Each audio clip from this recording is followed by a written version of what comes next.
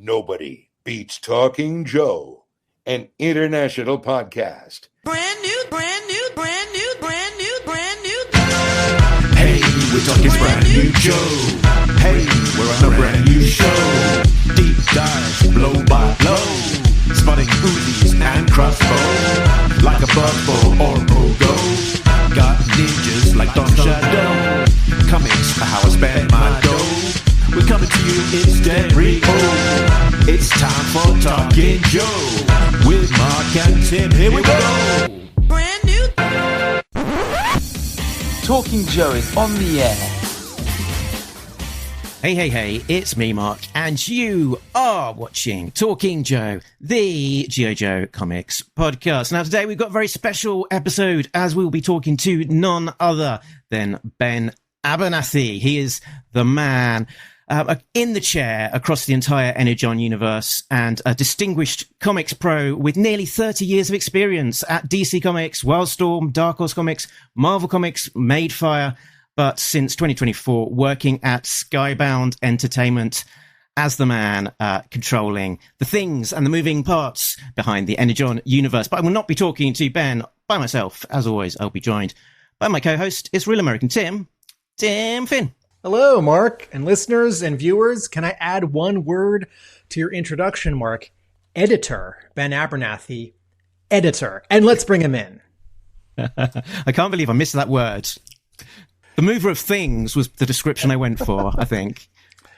Glad you have an editor, Mark, in the form of Tim. So well done. Thank you both for having me. Very excited. This is great. Josh Williamson says hello, by the way. Fantastic. I have two quick curveball questions that were not in the initial email that are easy and I think don't disrupt Mark's order. Number one, how behind are you from San Diego? I'm not behind at all. All right. I work 7 days a week. So, and it's actually only Comic-Con. I got home Saturday night. So unlike a lot of people, I was back refreshed, ready to go on Monday. So. Okay. And congratulations to Jordie Bellaire for winning the Eisner for Best Colorist. May we look forward to more of her hues in future Energon Universe comics, I hope. Well, congratulations to Jordie. She is amazing. And right now, who knows what the future can hold? Okay. You probably saw her listing on winning the Eisner, and she has a lot of work on her plate. And she's very busy, and I love working with Jordie. But right now, I mean, like I said, who knows what the future holds? Understood. Mark, you've probably got an opening question. Ben, you're in California. I'm actually in Oregon. I live up. I'm remote. Our offices are the Skybound offices are in Southern California, in Los Angeles. But I'm actually based out of Portland, Oregon. So does that mean a commute every so often? Never. Never. I went down. I went to the offices once in May of 2024. Wow. But otherwise, it's all remote, and it's the beauty of this industry in that, like, I work with creators on almost every continent right now, with the exception of Antarctica. So, and it's all can be through, the internet or phones or et cetera. So, do you miss an office or a studio, that environment? Yes and no. I do miss it in the sense that, like, it's nice there's a lot of advantages to being in person with all of my coworkers. And, it's always fun to have your kind of nerd space that you sort of, deck out and, various cool stuff like, internally. I don't miss the commutes living in Los Angeles. And honestly, I don't miss the time that means being away from my kids and stuff. So, and I like working remotely as well. I'm actually probably one of the worst remote employees, and that, like, joking about working 7 days a week is not untrue. It's like the hours that I put in. Basically, the commute time, the 2 hour commute time when I was living down there became 2 hours of working at home kind of thing. So, I've adopted, or adapted very quickly to it, but and taken on some like additional workaholic qualities, I think. We often ask our guests what is on the walls behind them or what room they're in. And this is as much for people who are listening and not watching. But I'll just say there's a white door and a white wall and another white wall and a window. So I don't see any posters or art, but I do see, I think it's a short box over your shoulder, which must mean comic books. It does mean comic books. This is actually, I'm working spoiler, out of a bedroom right now is not my main workspace. But I actually don't have posters necessarily and stuff hung up on the walls. I do have like toys and, statues and that kind of stuff. And the space that I usually work out of, which is our basement, which I'm not in right now, there are a million long boxes behind me typically, or short boxes rather, that do Scream comics. Although when people often when people have seen it and I tell them I'm in the basement, they're like, oh, this is like every comic stereotype where it's like the guy works out of the basement full of comic books. I'm like, it is. And I love it. I think an editor, a senior editor, that has a very different feel in front of a bunch of.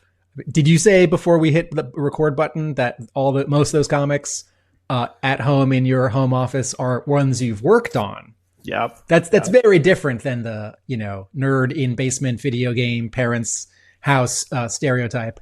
That's true. I'd also say like normies don't see the difference. They're just like, oh my God, look at all these comic books. I'm like, well, like this is also, I've been working comics since basically as an intern in the mid 90s. So, I've tried to keep copies of everything I've worked on that had my name in them, or multiple copies. Cause like maybe, my parents would want them, or now that I have 3 kids, I try to keep 3 copies so that, my kids can each have a copy of everything I've ever worked on and stuff. They don't care, but they might someday. You never know. You'd like to hope that someday they might care. I want all these G.I. Joe and Batman comics, but it's very fortunate. The downside is moving.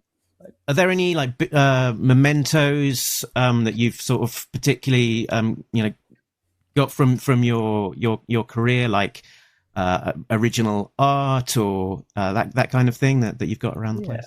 I'm very fortunate in that I do have a number of pieces of original art. They've been gifted from creators I've worked with on various titles over the years.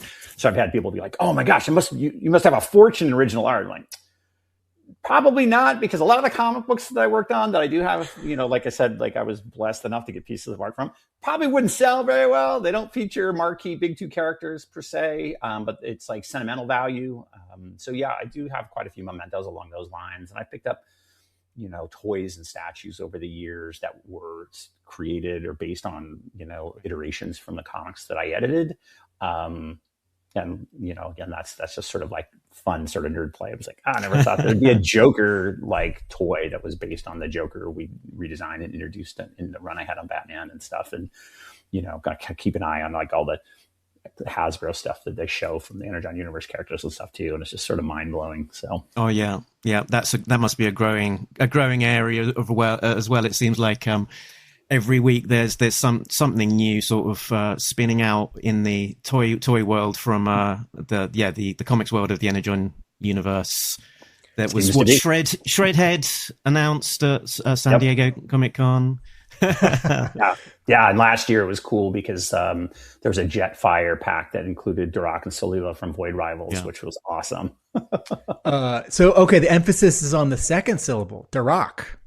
That's how I've heard Robert pronounce it, and he's the boss. So, Mark, I jumped past your perhaps typical sort of first question. Do you want to jump back to that? Yeah, I was going to do in media res. Where are we today as our opener, and then we'll come back to an origin story. So today, framing us at time of recording, it's Wednesday, the 5th of August. M.A.S.K. issue number 3. Has just hit comic racks, and with spoilers, if you have not read M.A.S.K. number 3, the Energon Universe is expanding with a stunning, shocking reveal of an additional property coming into the world of Energon Universe on that last page with Baron Kaza from the world of Micronauts making an appearance and knocking me out of my seat as I was reading that last page. Ben, can you talk to us about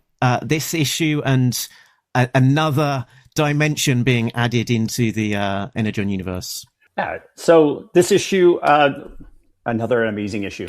I'll just put a quick plug in there. Anyone that's has not picked up the first 3 issues of M.A.S.K. or might have slept on the series because they were like maybe unfamiliar with the property are missing out, in my opinion, on one of our best titles. Dan Waters and Pi Par and Pierluigi Castellino are doing like amazing stuff. And this issue, we knew this was coming a long time in advance. And it was, we had a summit last fall, maybe, I think, where we first started like kind of kicking around the ideas. you know, one of the things we're always looking to do is sort of surprise and engage readers. And, you know, we do have like a lot of toys in the chest, as it were. And one of the ideas that had come up from that call, and I don't remember if this is, I think Dan Waters or, you know, maybe Dan and Robert sort of riffing on stuff, was that like, wouldn't it be crazy if like, you know, there was some connection between what Mayhem is doing and Baron Karza.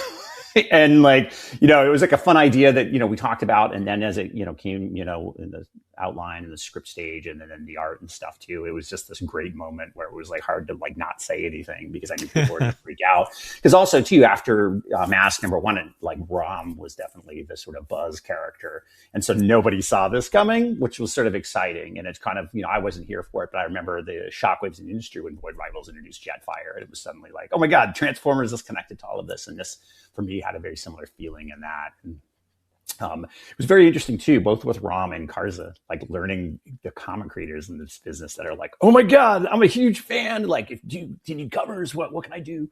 You know, I'm starting to like pour in today with Karza and Rom, you know, 2 months ago. So it's exciting. Is there, can you talk about a potential challenge with this set of characters? Because there's a well-known comics publisher that originated Micronauts in comics in the late 70s and into the 80s. And Skybound would not have access to all of the historically associated comics Micronauts characters. Interesting. Micronauts. What are the Micronauts? I mean, I know who Baron Karza is, but... Micronauts. Who's talking about that? Interesting. Okay. Well, then I'll take a step back and ask a different question. Can you talk about how early in the building of the Energon Universe, Karza, what was it, that summit perhaps last fall when the idea first came about? Because in addition to the idea, there was also a legal agreement with Hasbro. Right. Mark, I think we heard that Rom was sort of from the beginning or much earlier, or M.A.S.K. was much earlier from the beginning. Right. So Ben, where in the timeline was Karza with Hasbro? I think the first time, the summit, I believe, is the first time it was specifically, that I recall, is specifically discussed in regards to this opening arc, you know, or the third issue with M.A.S.K. But, you know, there was a framework plan that that Robert Kirkman, who's, you know, the writer on Void Rivals, co-creator of Void Rivals and writer on Transformers, and sort of the showrunner of the Energon Universe and our publisher and editor-in-chief, Sean Mackwitz, like they had written sort of a plan basically for what they wanted for the Energon Universe back when I believe when they were pitching it to Hasbro. And I want to say, I mean, like a lot of these characters or these ideas were sort of seeded early on. Now, where they would go, we didn't know, you know, sort of things sort of like, you know, sort of moved around, or having conversations with Hasbro as we started to formalize a plan where it's like, oh, we got to have Baron Karza. We want Karza here, and we'll do the design and like all those kind of conversations, like you were saying, Tim, to like sort of deal with like any sort of like legal side or Hasbro side, et cetera, sort of for clearance. And that's one of the benefits of like working pretty far out, is that we can have these conversations and sort of execute in a way that, you know, feels fairly seamless, but it's like very long-term planning. We're trying to do like long-term planning. There's always the goal, you know. You said a word in your previous answer, surprise, and this is not a question. This is a gushing compliment. I'm so surprised and delighted by the sort of bananas. I don't blind bag covers. I'm not a huge variant cover guy. I want to read my stories and not worry about rarity and value. But I do see that they have a place in the market. But I gotta compliment Skybound on continually surprising and delighting me with these bananas contents of blind bags. Yeah. I mean, I'm even thinking of Terminal #1, which is like bananas to the power of bananas. Yeah, it's a tip of the hat on that front. Thank you on behalf of everyone at Skybound, because, you know, the blind bag sort of like tier, I guess, or, you know, fad or whatever you want to call it. Like, we basically started with Battle Beast, you know, Invincible Universe Battle Beast #1, and then with M.A.S.K and Terminal, you know, and like some of the architects, like, you know, Robert, obviously, Arun Singh, who's our VP of brand, is like a huge proponent of this Sean and like kind of everyone involved, like end to end. And that, and they're a lot of work because our goal was always to sort of, if we're going to do something like a blind bag, we want to do a better version each time as we go versus just, I understand why other publishers decide to do blind bags, but, I find it disappointing when they're just like, there's just 50 variant covers hidden inside. And it's like, we kind of want, it's like a Christmas Day type thing where you're opening up and what are you going to get? And, it's a surprise, so with, ROM or M.A.S.K origins or then terminal, like, the various issues and stuff too. It's like something we want to make an event out of it and worth the time because, one thing that we're very passionate about in Skybound is, supporting retailers, talking to retailers, and delivering content for them to sell and the consumers so that there is, real value to what we're producing and delivering to them versus gimmicks or sort of like cash grabs or anything along those lines. Because, this is built for the long term.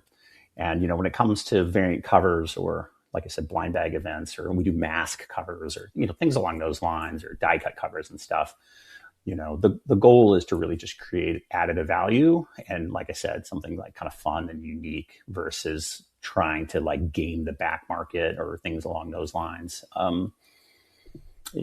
Just to sort of like, I'll say like a holistic approach, which I realize with variant covers and stuff, it could be viewed as not that, but there's a lot of thought and effort in like an end-to-end, plan with things like blind bags that we just really want to maximize for retailers and fans. Yeah, absolutely. I found it, a really fun kind of delight, just sort of delving into particularly, Battle Beast and M.A.S.K and sort of the surprise, that what I called the lucky dip, which is a sort of an English concept of reaching in and getting a piece of treasure, unwrapping it and finding a surprise.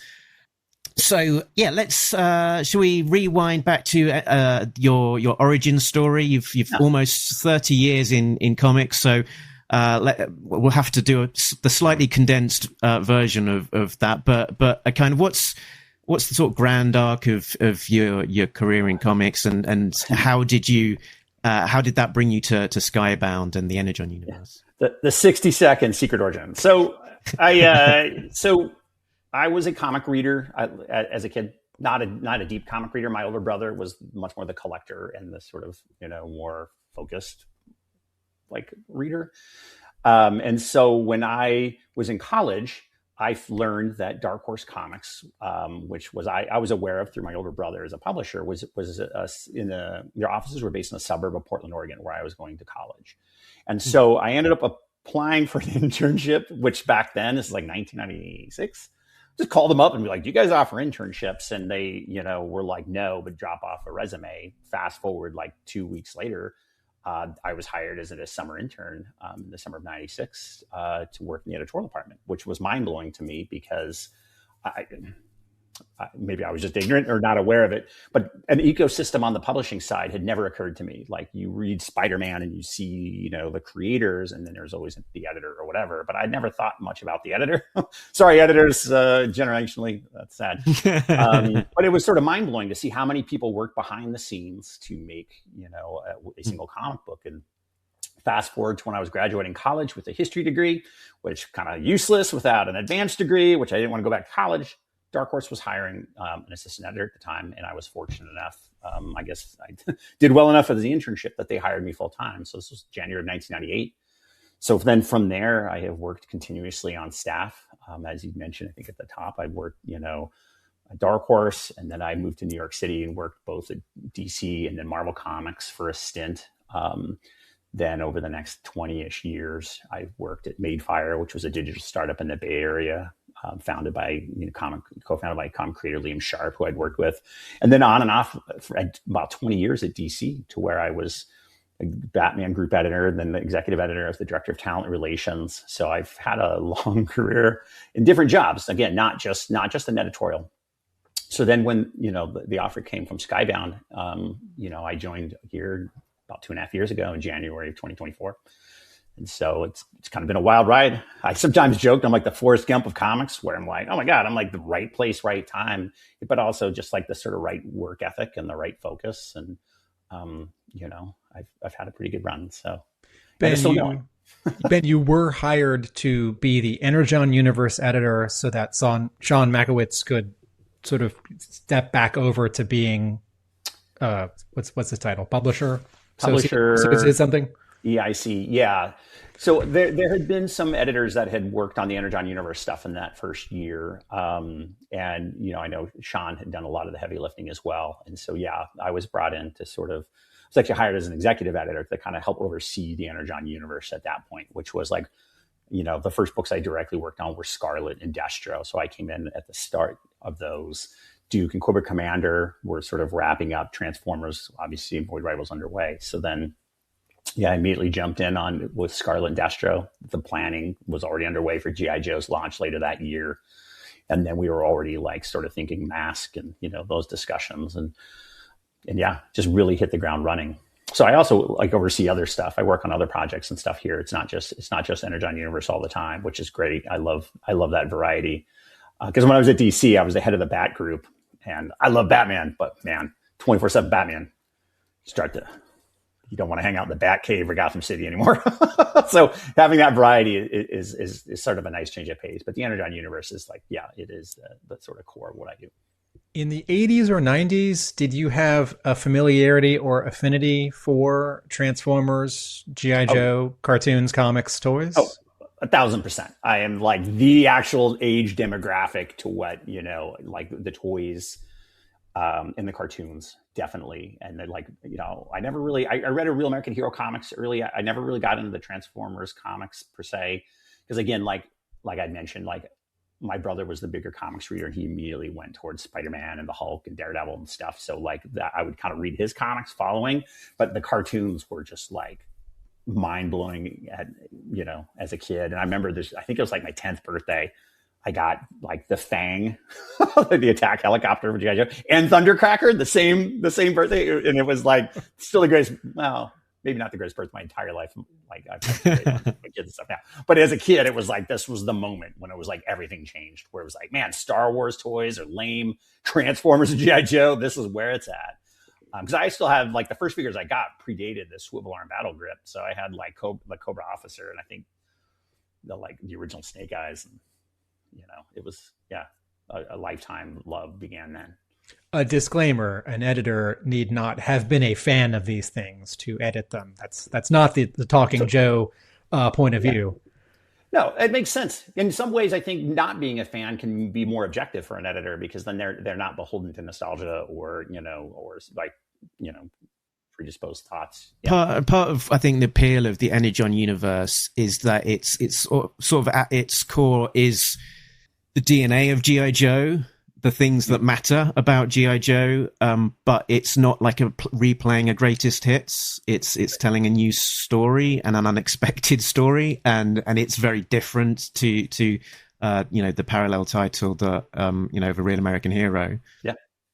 Yeah, exactly. It's a flavor for both audiences. The goal, definitely from day one when, Robert and Sean sat down to write that concept and get some art done and to pitch to Hasbro was to do their sort of version of this connective universe, sort of inspired by sort of big two connective universes in a lot of ways, but just also, tell great, ongoing monthly stories. And a very focused, measured rollout as we've seen over the last, 3.5 years, where we've not, we don't have 10 books a month. We didn't spin off other, Decepticon, Autobots, story, you know what I mean? It's all contained within the main titles. We haven't done anything along the lines of annuals or fifth week stories. We've done no true crossovers. Kind of the only additive material I think we do every year is basically the free comic book day Energon Universe special, those are always planned pretty far out too. And also as ways to sort of signal what's to come in, the next, 6 to 10 months in each title. That fifth week event reference, that's a good transition to my next question.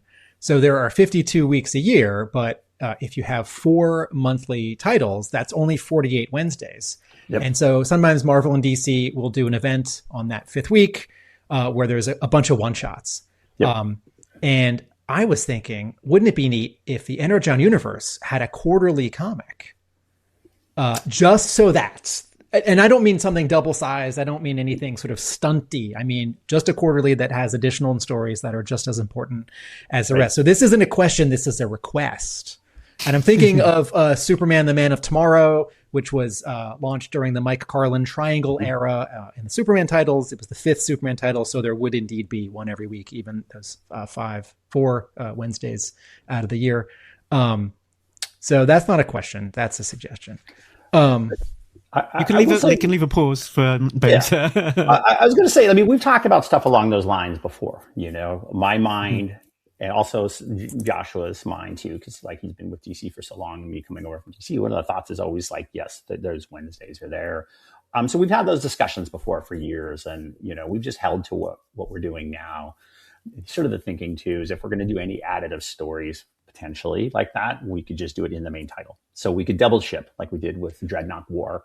There's ways we can sort of like, plan for the ongoing title to advance ship or something along those lines. Maybe less confusing or perhaps better selling than like issue 6 of a quarterly that people are like, what is this again?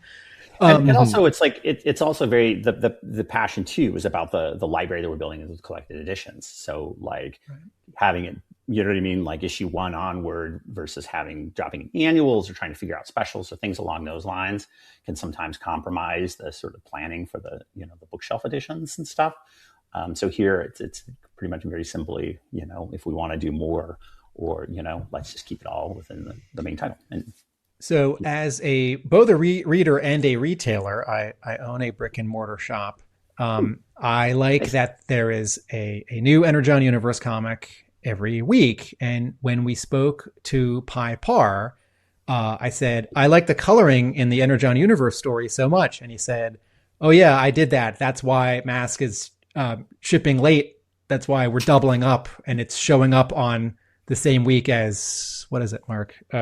Transformers. So issues 1 and 2 of M.A.S.K showed up the second week of the month with Transformers. And I noted, I think, so we noted that Marco Ferrari is drawing M.A.S.K 4. Correct. Is this getting M.A.S.K sort of onto a schedule now where it will ship the first week of the month? Yeah. It'll be the first week of the month going forward. There were some complications. Because I hadn't watched that episode with Pi. So basically, I'm not sure the entire context, but he ended up coloring the Free Comic Book Day 16-page story, which then, it's sort of set. But also, it wasn't just that wasn't necessarily the chain of reaction. Like I'll say this too, and that when you're doing blind bags, the books go to print a lot sooner than a typical book would. And then since we included M.A.S.K 2 in the blind bag, it had to be done so far in advance as well. So, beyond that, I mean, there's been no real hiccups, outside of that. Like if I go back in time and not have Pi color that stuff, probably, in retrospect, but it did look really good. It did look beautiful. And it set the tone for what he wanted to see because he traditionally has penciled in colors on stuff, in the series going forward. But yeah, we got Marco back who drew Scarlet to help out and it looks great. Pi's already inking 6, so we're in great shape. My 2-word pre-review for Marco Ferrari drawing issue 4 of M.A.S.K that I have not yet read because it has not yet shipped is About Time. Yeah, you'll see him more. We love Marco. He's one of our. He did some work at DC, and I thought, good for DC. Skybound, get this guy. Lock this guy down. Yep, already talking about things coming up on the horizon and stuff too. Because I like I think we like to look at like the creators who have writers or artists that have worked in the Energon Universe as part of this sort of extended family. So they are sort of we keep them in mind for opportunities and when things are changing. Or with Dan Waters, obviously he crushed Destro, and so when we were talking M.A.S.K early on, it was like it's got I think Dan's the right guy for this. And he was a fan of the franchise, and it was like, it actually was, felt like, it was all sort of destiny or fate along those lines, or just like careful planning. But yeah, we keep, I try to keep everyone in mind or in touch with, everyone that's like contributed to the EU. We, keeping the sort of talent roster relatively small has continued to make it feel special, rather than sprawling. And Mark and I were really surprised when Tom Riley was announced as the series artist for G.I. Joe. Like, oh, they're getting him back. And then, well, he'll just stick around for an arc because we're used to maybe what, say, Marvel does where, you know, a popular artist launches a book and then maybe does an arc, but is not drawing it by issue 20. And Mark and I were extra surprised when Tom Riley came back to draw even more issues and now even more issues. So neat. Yeah. It's a careful plan that we worked out long term. We knew that with G.I. Joe, because we were early on, we knew we were double shipping Dreadnought War. We knew we would need like a second artist on the book, just because it's like, to release like those double shipping issues of Dreadnought War sort of ate up all the Tom Riley runway we had sort of long term. So Andre Milana, who we love, was the perfect fit. So it was like Duke and Cobra Commander artists are now on this book. And Josh has done a great job of sort of, the last arc that Andre just drew in G.I. Joe is a great example, 22 through 24. It's the horror vibes, the crystal ball stuff. And it was perfect for Andre. It was like, in some ways, like tailored for him specifically. And so we've been very fortunate. I actually just got a bunch of pages on the next issue Tom's drawing for 27. And that guy's amazing. And also, hats off to Tom, to Andrea, to Jason Howard, to Pipar, to Connor Hughes. Like, these are all team books. This is not Batman swinging around, Gotham City in the rain, fighting some, Clayface or whatever. It's like, there are so many characters. Like, these guys work so hard and deliver like such great work with like team books. That's, we don't have a standalone character book. I guess Rom, the one issue of Rom kind of fits it, but they're putting the work in. So it's, Mark, I've asked several questions. You want to jump back in? I was just thinking as well about Marco Federa as your fill-in artist as well. He sort of did such a great job just doing those sort of one and done issues with the Night Force team. But you talked a little bit about the team working on the building and the planning, and we've got Kirkman, who's been described as this kind of the showrunner. Sean McAvitz is also sort of seems to be playing a big role. We've then got you as the executive editor, and then the writers themselves doing the detail of the work. So, what does that process look like of building out the universe and the kind of the day-to-day interaction between across the team in terms of building out the stories look like? Yeah, it's a lot of work. I won't lie. So coordinating all of this stuff the way we do, it's a lot of communication. It's a lot of emails or calls, and we do quarterly sort of summits where we get all the core writers and artists on a call with myself and Sean and Robert, and we sort of talk about the big plans for the future or any sort of coming storylines, things along those lines. And then our writers are also very diligent in writing out arc plans. So it'll be like, here's arc 7, each issue breakdown, propose, new characters or plans, and those are pretty heavily vetted internally, between Robert, Sean, and I, with Hasbro and the other writers. And so, we're creating this sort of blueprint for every title going forward, like long-term. And then it's just executing along those lines. Like these documents are shared with our brand team, who are writing catalog copy, whether for the book trade or for the direct market. It informs variant covers, the various variant cover plans that we're doing, because all the core covers on, the Skybound covers, all reflective of the issues themselves. So we don't have instances where it's like, this character Storm Shadow is on the cover and he's not in the issue. We don't do any kind of bait and switch along those lines. So this careful planning has a lot of roots in sort of everything that we do, right up to the point where we, deliver the book to print. So it's a lot of juggling. It's a lot of coordination. I send PDFs to all the other creators. So today, I sent G.I. Joe 26 to Robert and to Dan Waters to review, just to have a look, and scripts we share and stuff too. So it's, constantly just like, sort of that ebb and flow. Variant covers. How many Baroness covers are too many Baroness covers, do you think?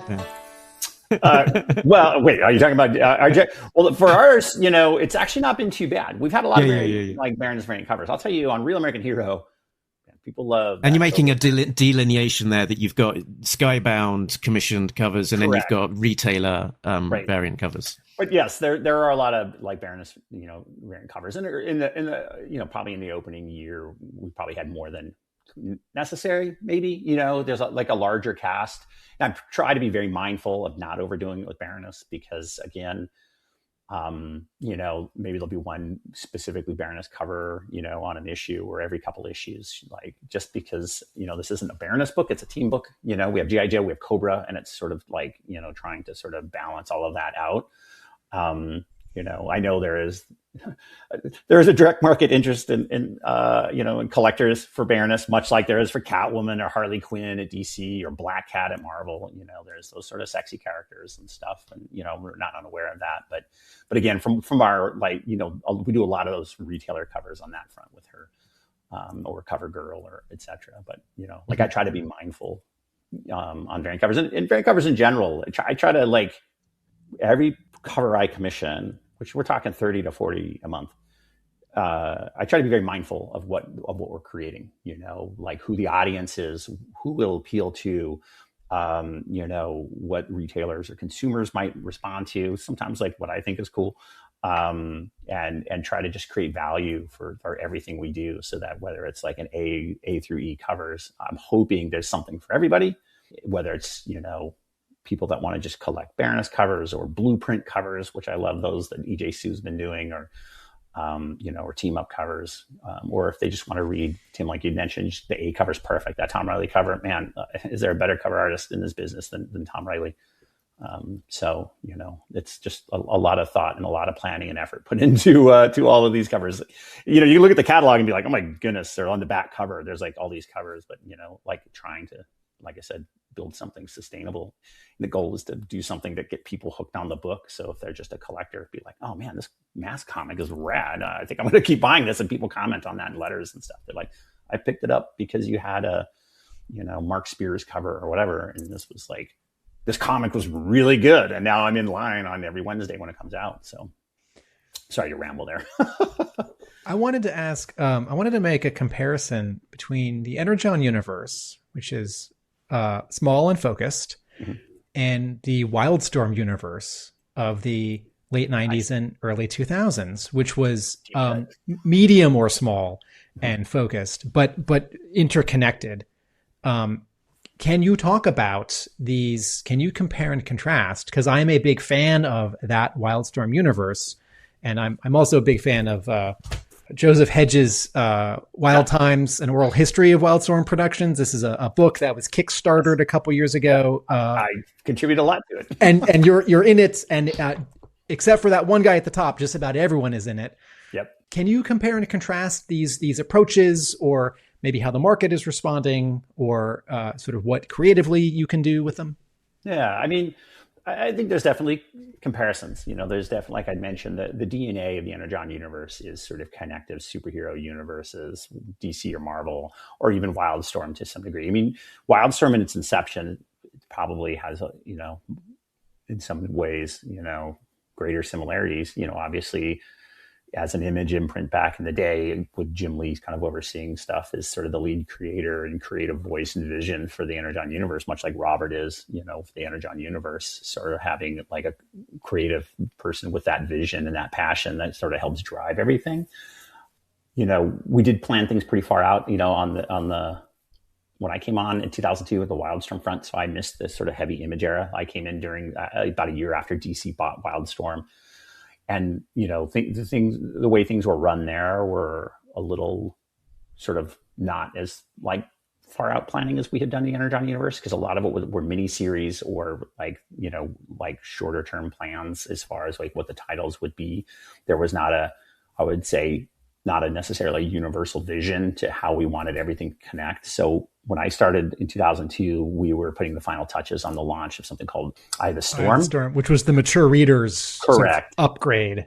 Correct. And in a lot of ways, those were sort of more siloed titles in some ways. So Wildcats Verse 3.0, Stormwatch Team Achilles were kind of doing their own thing.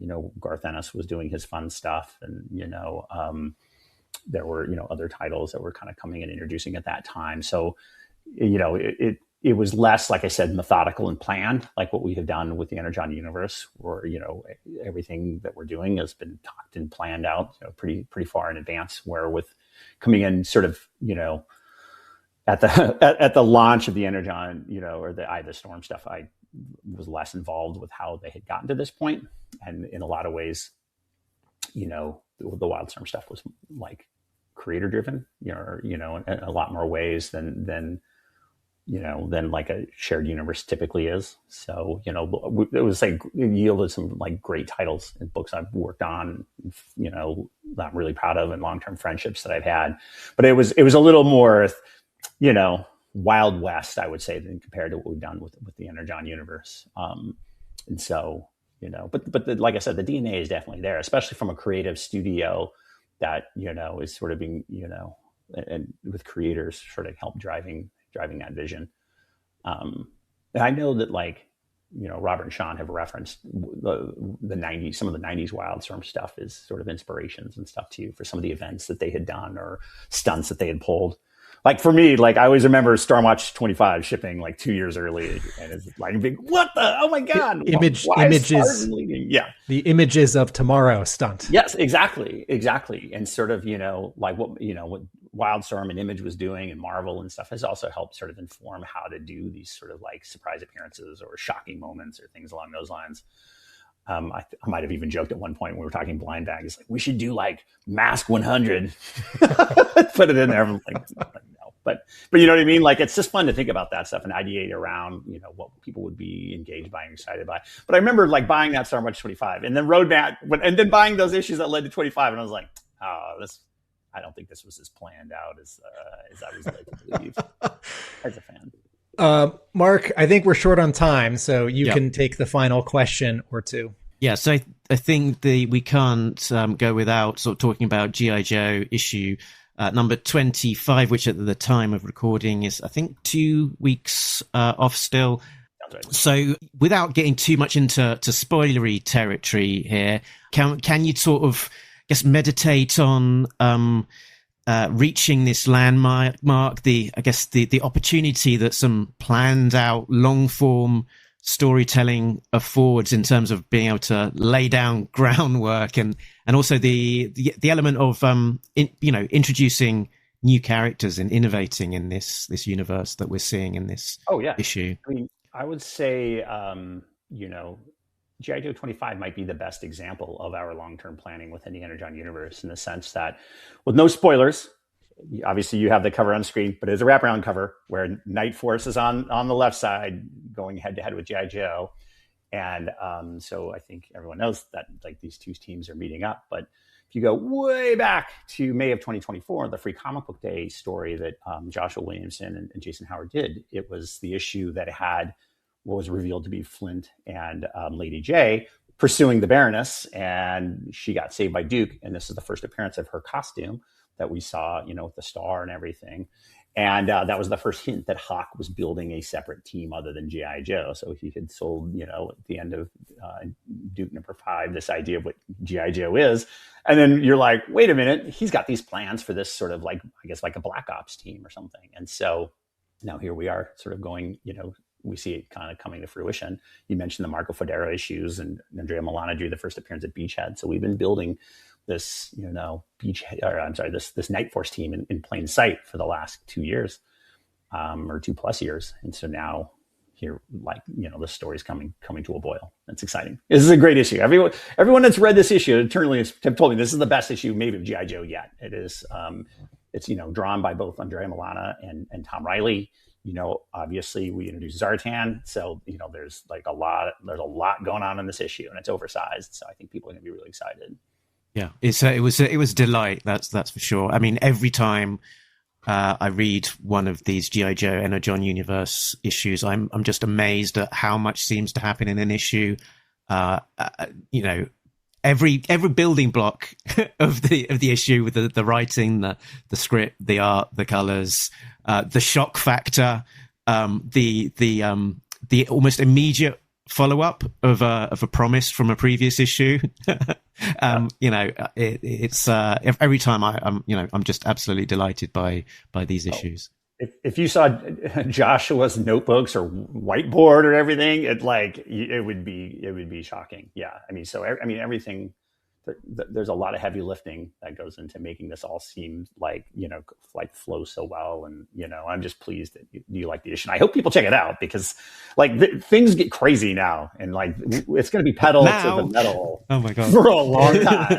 There is a 2-page recap early on in this issue, which reminds me of one or two previous issues where there was a recap. I assume this is about maybe some people were buying some issues and dropped off, and they've come back for the first time. This is about catching them up. Exactly. One of the things that we're always trying to do with the Energon Universe is keep it fairly new reader friendly. And we did a design-based version of this in G.I. Joe, for Dreadnought War with 13, where it was kind of previously, got us here. So yeah, Andrea Milana did an amazing job kind of summing up 24 issues plus miniseries basically into, an amazing spread that is sort of meant to catch everyone up to in sort of a non-obtrusive way. So. What I'm finding with with a lot of these recaps is they're helpful not just for kind of new readers or lapsed readers, but also people with adult brains who just find it hard to retain all of this dense information from month to month, and who don't necessarily live it and breathe it quite as much as me and Tim. Yeah. And even we struggle sometimes. Yeah, it's amazing how quickly you just become an encyclopedia of all of our Energon Universe stuff, both on the sense of a brand side from Hasbro, where it's oh, this is wrong, or this Autobot symbol is incorrect, or this GI Joe, you know what I mean?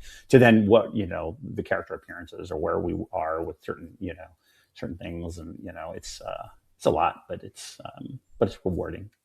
Like I said, I'm very proud of the books we're working on. This is not just me trying to upsell what we're doing. I legitimately think every book we put out is the best version of what these books could be, and that's just exciting to be a part of. People want to meet you in person. What's the next convention that you'd be at? Well, the next convention actually will be next weekend. If you find yourself in Rosario, Argentina, I'll be down at the Crack Bang Boom convention, where I'll be doing portfolio reviews and meeting with fans and seeing that lovely country. And then I believe I'll be at New York Comic Con in October. I think we're still working out our plans along those lines, but yeah, I love if people come up and say hello, ask questions. I will not give spoilers away. Please don't ask where Snake Eyes is, because I don't know who that guy is either. So, but just love hearing from fans. One of the best parts of this job is actually doing the letter columns for every issue, because we didn't do letter columns at DC or Marvel when I was there. So it's that direct interaction with fans is just it's just fun, and I love, like I said, engaging. So, and thank you guys for being here for this very purpose.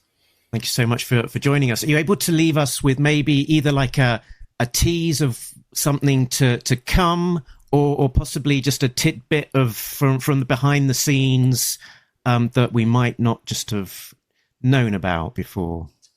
Oh, wow. I would say, the tease is probably going to be the obvious one, that you need to be reading every issue, every month, ideally, because,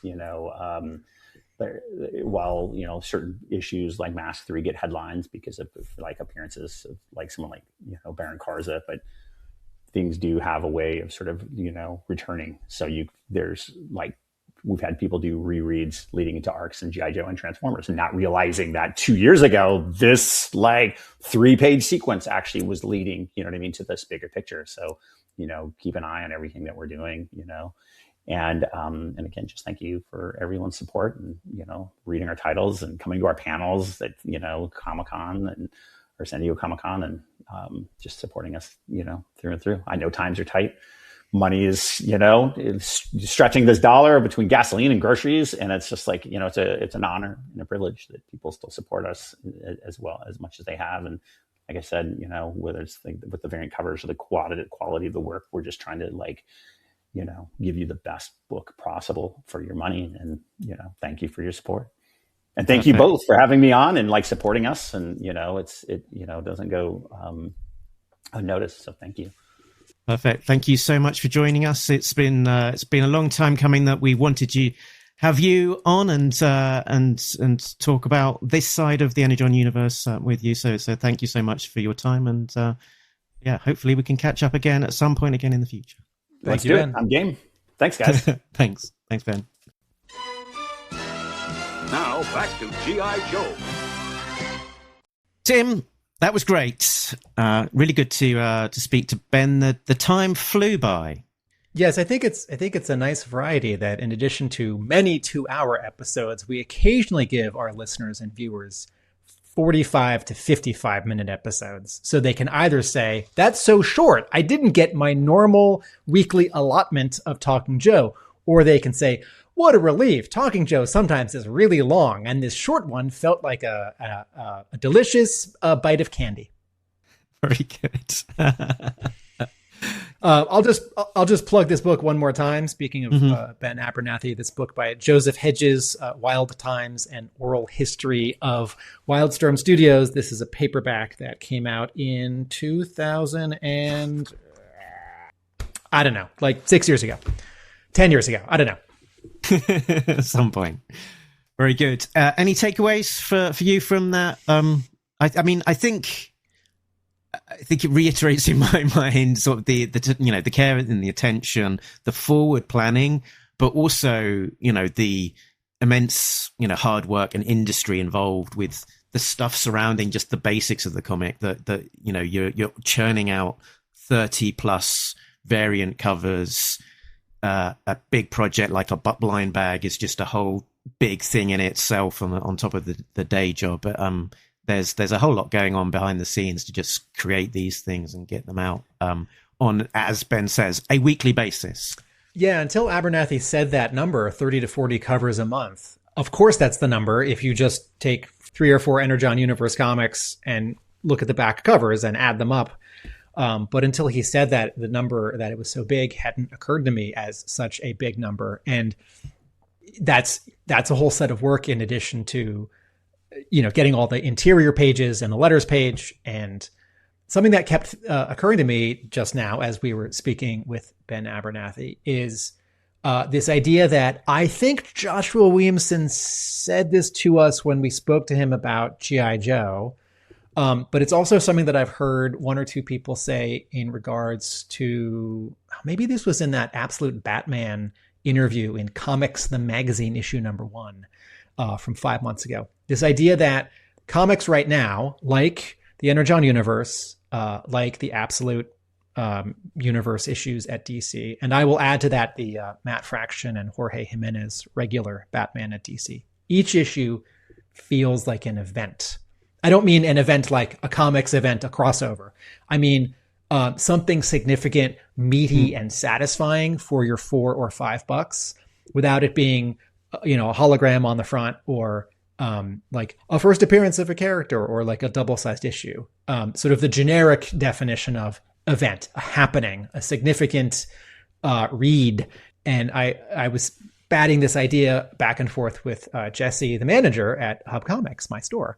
And he said, and maybe Joshua Williamson said this to us when we spoke to him about G.I. Joe, comics are expensive right now, and you gotta give readers their money's worth. And not to take a swipe at some other publishers or some other lines, but I think we're all reading or have read some comics in the last year or 10 where, the issue's good or we love the characters, but it does just sort of feel like, 20 or 22 pages of sort of more stuff happening. And that what I'm really sort of now seeing the Energon Universe and sort of the architects of it and the writers and artists of it with Abernathy and other editors is that it's like a prestige streaming or cable TV show where they've got a 2 or 3 or 4 season plan. And by the end of it, you think, oh, they stuck the landing and sort of all the seasons were good and all the episodes are good. And there's some, famous TV shows like The X-Files or Lost where there was a great idea at the beginning and a bunch of great episodes. And for my money, the endings didn't feel like there had been an idea all along, right? Breaking Bad, I think there wasn't an idea all along for the ending, but I think they came up with a really good ending. And I don't know that there's an ending for the Energon Universe, but certainly week in, week out, now into our third year of enjoying it, it feels highly structured, but not in a way that feels like it's making the writers and artists sort of dislike the process or want to jump ship. Mm-hmm. It doesn't feel like they're mechanically going through the motions. It doesn't feel like... It doesn't feel like I'm doing finger quotes, editorially driven top down, which I think can have a negative connotation in comics. It's like sometimes all the Avengers books are great or all the X-Men books are great. And sometimes you think, I don't know what's happening with X-Men right now. I like one or two of them, but the rest of them, I don't know. And you and I keep agreeing that all 4 of the Energon Universe comics are at least very good. And some of them are great. Yeah, like I think that the event's description is good. There seems to be an urgency, a sort of a set of stakes involved. I'm looking forward to the next issue before it comes out. I read it. I'm inevitably slightly surprised or shocked or delighted by some component of any given issue, and immediately and left, on a point where I'm like, it's not even necessarily a cliffhanger, but it's a point that's like, I really want to know what's going to happen next in the next issue. I'll make one more comparison with books right now that aren't finger quotes events, happenings, satisfying, and ones that are Batman, Absolute, DC. All of these Energon Universe comics are $3.99, and aren't all the Absolute comics $4.99? Aren't a ton, if not most of the Marvel line, the entire Marvel line, $4.99?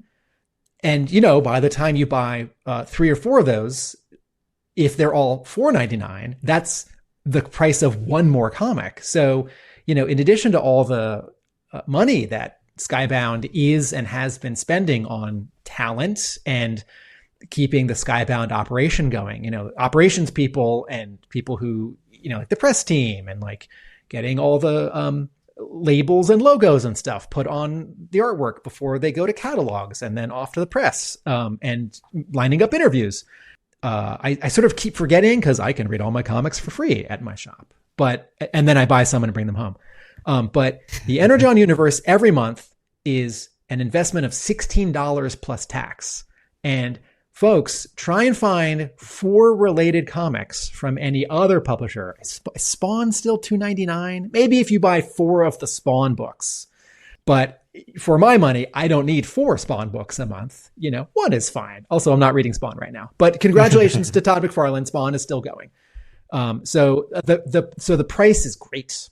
And another angle of looking at it is that a lot of comics, I'll think to myself, I can catch the trade for that. That's fine. I'm sure the story's good. The art will be good. It'll be enjoyable. But, I'm fine to just grab the trade and just read the story and get it all in one go. But I think there's an urgency to the Energon Universe where it feels very now.